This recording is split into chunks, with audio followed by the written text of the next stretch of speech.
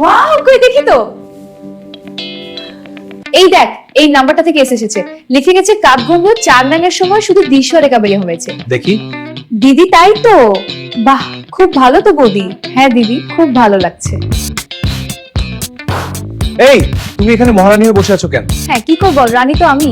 আহা, তাহলে আমি কি? আজ থেকে আমাকে ম্যাম বলবি। মাথাটা পুরো গেল নাকি? ভাই, তোমার বউ একটা শূন্য চাকরি পেয়েছে।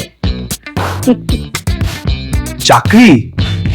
আমি জানি তুমি মানতেই চাও না আমার যে ট্যালেন্ট আছে। চাকরি? আচ্ছা ধরো, তুমি যেই কোম্পানিতে চাকরি করছো সেই কোম্পানির শেয়ার যদি জলে ডুবে যায় তাহলে তুমি কি করবা? কেন? আমি তো সাঁতার জানি। সত্যি? আমি তাড়াতাড়ি জলে নেমে সব শেয়ার তুলে নিয়ে আসবো। বাহ, খুব সুন্দর ট্যালেন্ট। শোনো, ওই 25 সাঁতারকে দিয়ে চাকরি নিতে না হলে তুমি ডুবে যাবে আর কোম্পানির সাঁতার কেটে পালাবে। বৌদি না, আমি না। আর কোম্পানির সাঁতার কেটে পালাবে। বই না, আমি যাব না। বাবা। বাবা? হ্যাঁ বাবা। আচ্ছা আচ্ছা, চাকরি পড়ে হবে, আগে এক কাজ করো।